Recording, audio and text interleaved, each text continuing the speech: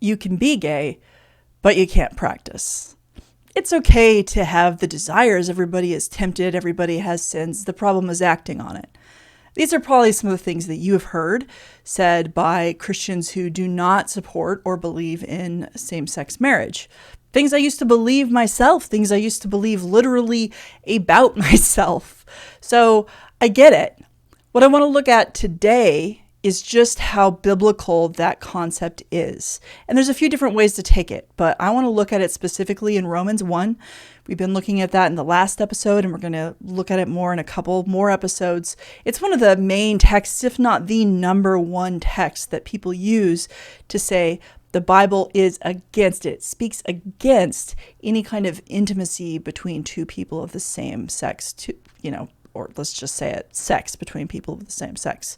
We don't need to use euphemisms like practicing and things like that. We can talk about what we're talking about. So that is the idea, that this is what the Bible teaches. And so we're going to look at the book of Romans chapter 1, and we're going to see, is this in fact, if this text does apply to the LGBTQ community, if we assume that it does apply, that what Paul's talking about is close enough to the questions we're asking today to be applicable. So we're going to assume that that happens and that this applies. And does it actually work in saying what many people believe that it says, which is that the desire is okay, but acting on it is not. So we're going to be talking about sexual orientation, all those things. So we're going to look again at Dr. Shepherd. We're even going to get into a little Greek this time. And he was actually my undergraduate Greek teacher. So, that's why I always call him Dr. Shepherd instead of Tom Shepherd. Some habits are just hard to break. So anyhow, we are going to dive in to Romans 1, and let's see what he has to say. They insist that this passage describes not people with homosexual orientation, but heterosexual people who exchanged their sexual expression for homosexual expression. And since homosexuals themselves do not make the exchange, in other words, they're trying to be true to their orientation, that the text does not apply to them either. It even go further into say that if they were to change and try to be heterosexual, that would be going against nature. But how would you respond to those arguments? Oh, well, I gotta give you the third one first before we come to that. They suggest that Paul does not understand homosexual orientation, and that a person is naturally, their birthright, being homosexual. So homosexuals maintain that God made them this way, and to deny this orientation would be to go against God. So there's three ideas: that they're not idolaters, that they insist that the passage is not talking about them, it's talking about heterosexuals, and the third idea that their orientation means that that's their nature, that's the natural approach. I want to make sure you follow what Dr. Shepherd is saying here. It's a little bit of a subtle point, but it's a good point. He's saying that those like myself who believe in affirming theology, believe Christians should support same-sex marriage, are saying that Paul's words don't apply to us because he is saying that this behavior they're engaging in, this same-sex sex, is against nature. And what Dr. Shepherd is saying, that folks like myself are saying, is that it doesn't apply to us because for us it's not against our nature, it is our nature. So it's really only applying to straight people. It's not applying to LGBTQ people, or as he says it, homosexuals. The problem with that is that this is a very old argument. From what I understand, I'm about 90% sure, even though he didn't quote it, that he's talking about Boswell's book, which was published in 1980, that made this argument. And it has been repeated quite a lot by those who oppose same-sex marriage, but it's not an argument that I have really heard used since I myself have been acquainted with affirming theology, and I'm very acquainted with affirming theology. So he's arguing against something that really we've already moved away from, and an argument that we're not making anymore. Now I get to talk to you about an organization I absolutely love, Seventh-day Adventist Kinship International. They're especially focused on Adventists, people of Adventist heritage, or who are connected to Adventists and who are either allies or LGBTQ people themselves. They're an affirming organization, and they have meant the world to me. When I was first coming out, it was a really difficult time, and they were absolutely there for me. People from the organization talk to me. I'm a member, which gives me access to all kinds of social media groups. I watch their YouTube channels, the resources on their website. It's a fantastic organization. I suggest you check them out. Link in the show notes. In a moment, you will see Dr. Shepherd and the host refer to this perspective as feeling that homosexuality, as they call it, is our birthright. So why would he perpetuate this argument that really we're not saying anymore? I am concerned that he's not as familiar with affirming theology as probably somebody speaking on this subject should be. But I also have to ask myself, what is this framing? What is it accomplishing for him? And I think it almost gets across the idea that we feel entitled, like because of the feelings that we have, which you'll see later that he frames orientation simply in terms of you have feelings and desires, that we feel that those feelings and desires themselves give us an entitlement to do what we want and to follow our feelings and to follow our desires kind of regardless of what Scripture says or what ethics say or what the results and what harm could happen because of those things. Now, to be fair, that is what Paul is describing in Romans chapter 1. He is describing people who are engaging in massively destructive behavior, who really don't care about the consequences. He speaks pretty directly about how incredibly destructive this behavior is. But that is not how those of us who believe in affirming theology would understand what we are asking for and the type of support we are asking for from the church. What we are saying is that if the church were to support same-sex marriage, that it would be not only good for us, but that it would be good for the church, that it would be good for the reputation of Christ, that it's in line with the character of God and the redemptive movement of Scripture and the way that the gospel is always becoming ever inclusive of more and more and more people. Because we don't simply frame it in terms of having a desire for an experience of sex. Just like people who are straight don't think about their sexuality in those terms. Like, that's part of it, but it's really the least important part of it. The most important part is partnership and love and intimacy and the other things that come along with it. It's about family. If I told, if I told straight people in the church today, you have to get divorced if you're married. You have to split your home and raise your parents separately, or you can't ever go on dates. If you have a crush, you have to suppress it. Marriage is not in the cards for you. If I were to say that to people who are heterosexual in the church, their response would not be, oh man, I wanted to have sex. So why paint us that way? Because this is about much, much, much more than just a desire and just a desire for sex. So I believe in really diligently characterizing people who disagree with me in the most generous way possible. And I hope that I do that. And you know what? If you think that I'm not doing that, please tell me. Please let me know in the comments what I got wrong and what I can do better. But I do not think that in this case, Dr. Shepherd is really characterizing us in as generous a way possible. I think that this whole premise is problematic. So this particular argument about orientation, this particular idea that we think that it's natural for us, so it's fine. We have the desires, and so we feel entitled to that. We have a birthright to it, as they would say. That's not what we're talking about here. But Dr. Shepherd's about to bring up something that is really important, and that is, what is the connection between what Christians often talk about being practicing, basically you're just talking about having sex, or getting married or whatever that may be. Well, what's the difference between the action and the orientation? So that is what he's going to talk about next, and he brings up something really important, and I actually was kind of inspired by what he's about to say to go back to the text and look at it more carefully, and it led to just a really cool insight that I want to share with you. So let's hear what Dr. Shepherd has to say next. What about the idea that someone has a birthright, if you will, of homosexual orientation? Right. Okay. This argument is actually more subtle, and it's important to understand. There's a difference between orientation and practice. Okay.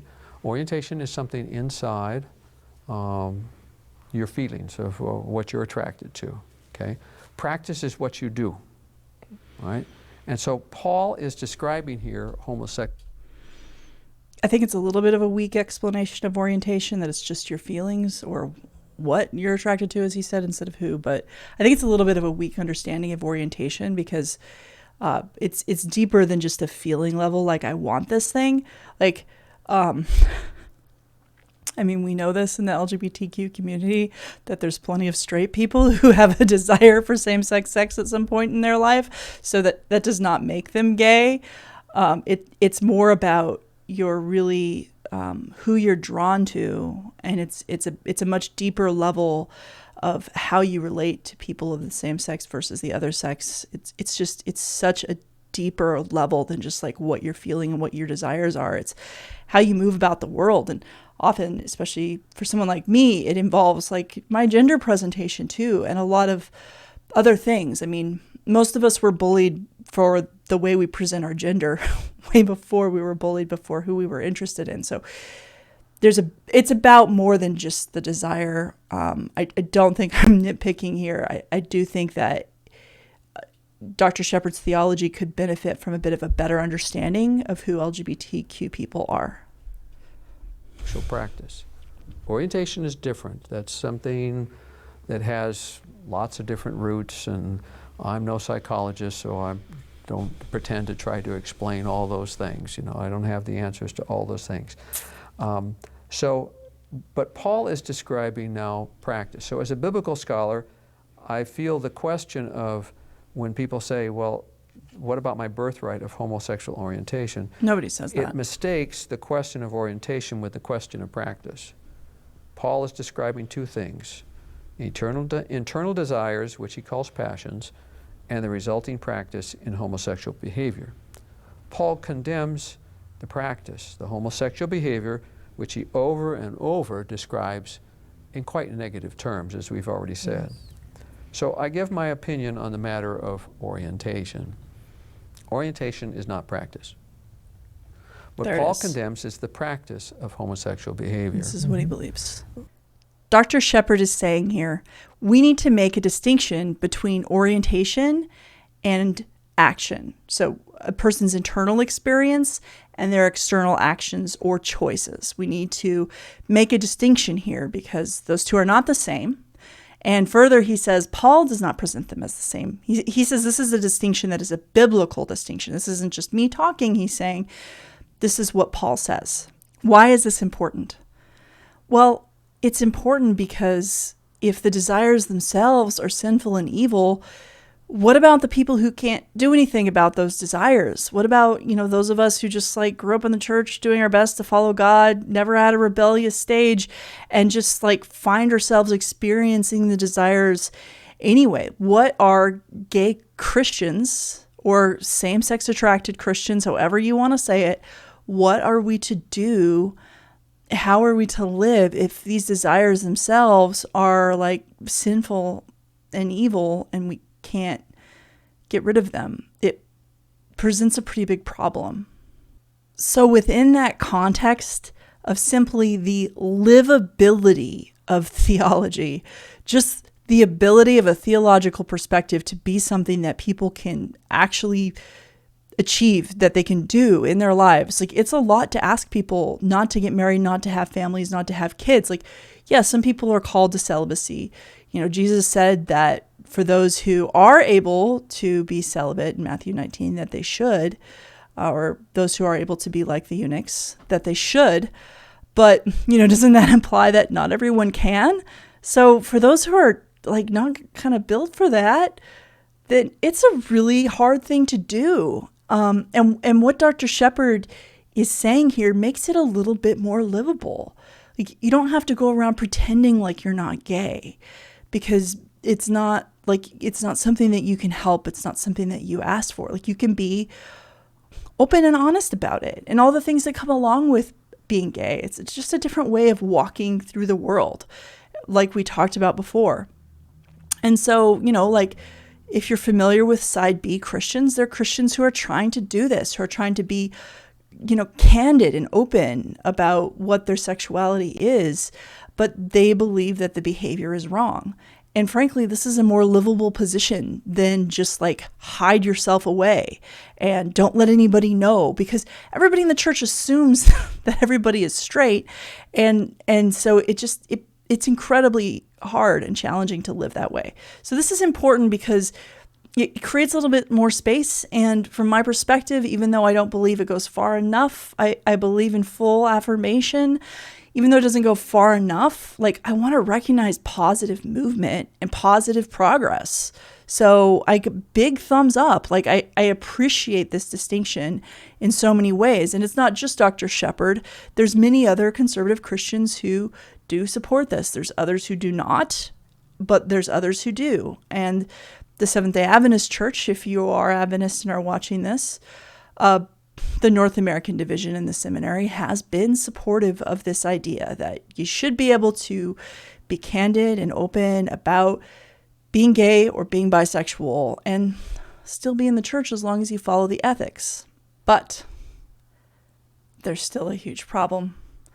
And that problem is that it's not actually what Paul said. If you look at Romans chapter 1, see, you got to get yourself in the habit. This applies to the Bible and everything else, of when somebody makes a statement and says, this is the way it is, just like check it out, make sure they're correct. And I was listening to this video and heard Dr. Shepherd say that, and I thought, hold up, let me look at the text itself and see if that's true. There's 2 verses we need to look at that really talk about the desire. And let's see how Paul characterizes the desire by looking at just those little snippets. Romans 1:26 says, "For this reason God gave them over to degrading passions." So this is one of the phrases we want to look at. Degrading passions. The Greek words Paul uses here are pathe, atemias. You don't need to remember those words, but pathe is just like feelings or emotions, similar to pathos, you're probably familiar. And atemias is kind of like the opposite of something that is honorable and good. So he's saying that these feelings are dishonorable. But Dr. Shepherd just said that he's making a distinction and speaking about the action very negatively.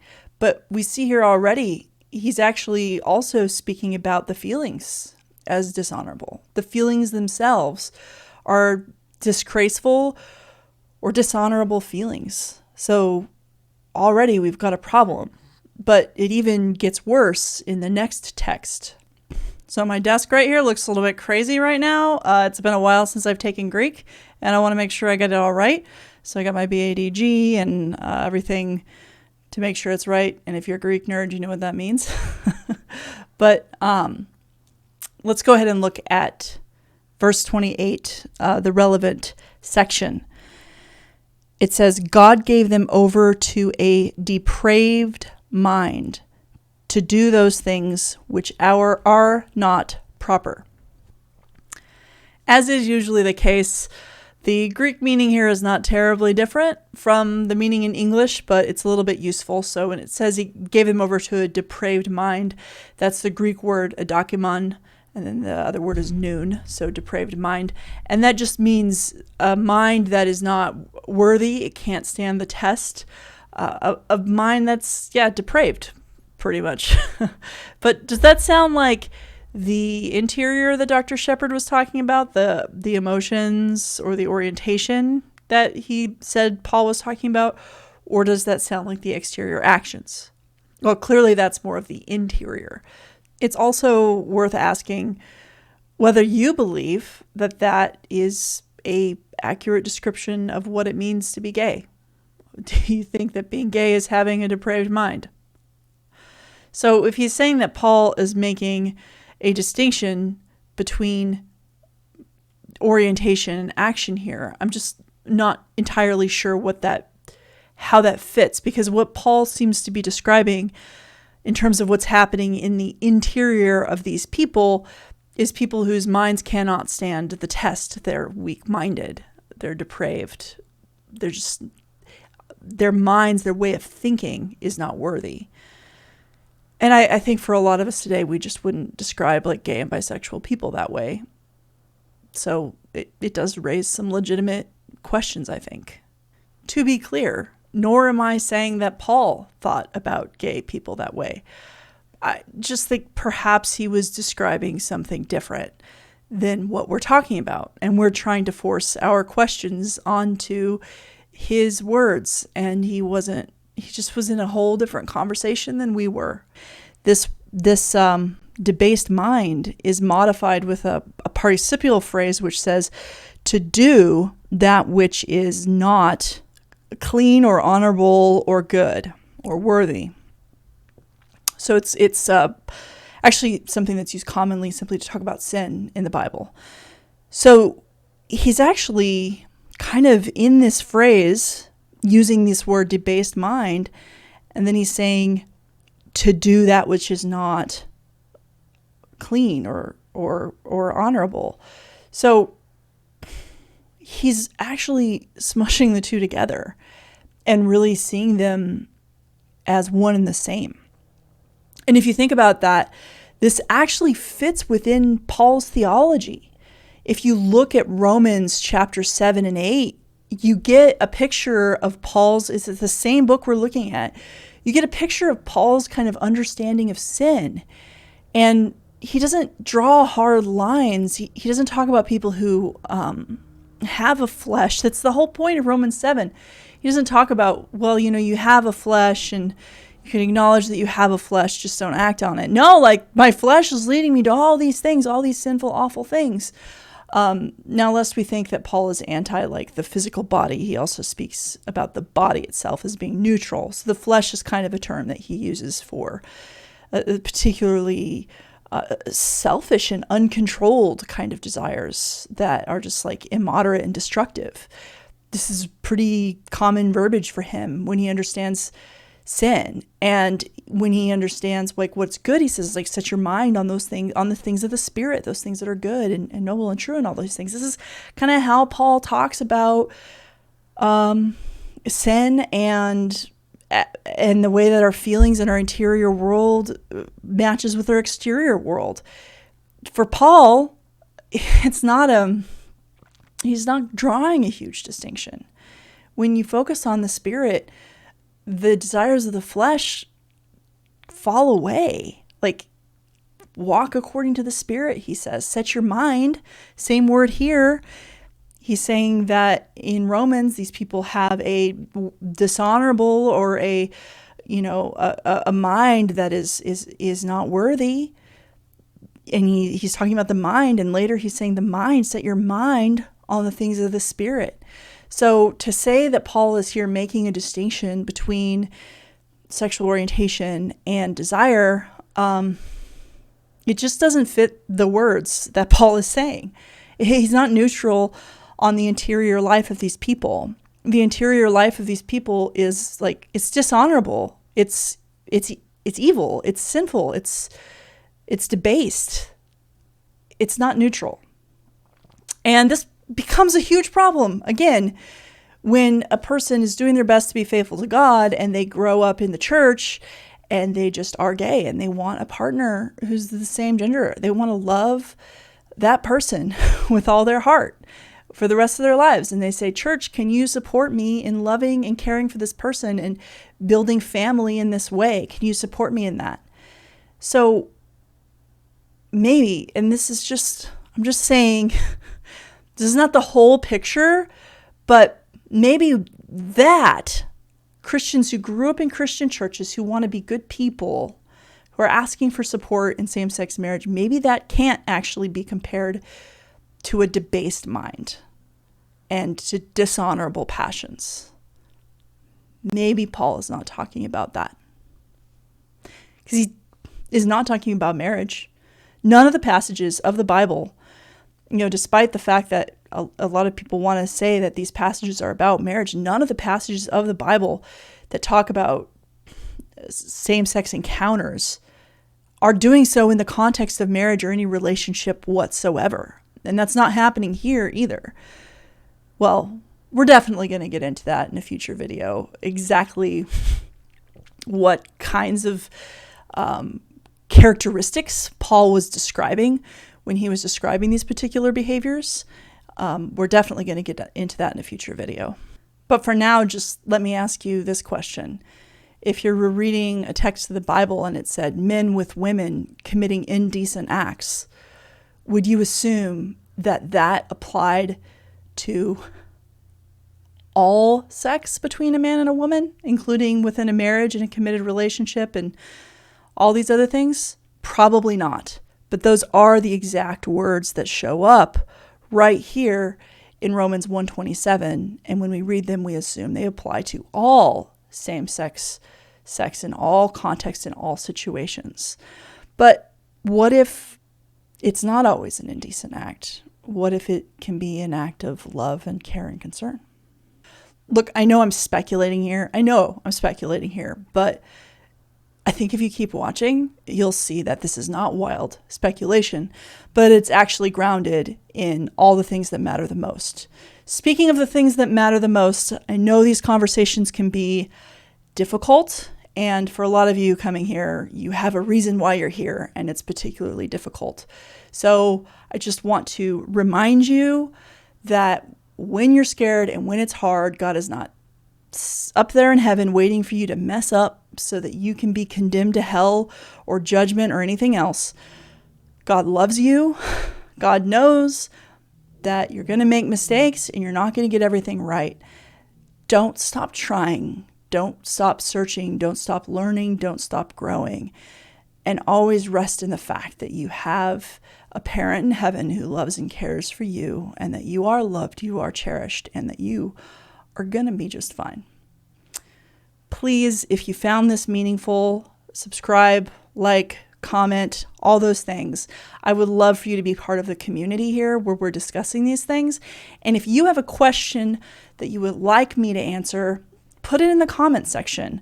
Or if there's another video somewhere on YouTube that you want me to respond to, or maybe your pastor preached a sermon and you would like to hear me respond to that, put it in the comments. I'm always looking for new material. So thanks so much for being here, and I will talk to you later.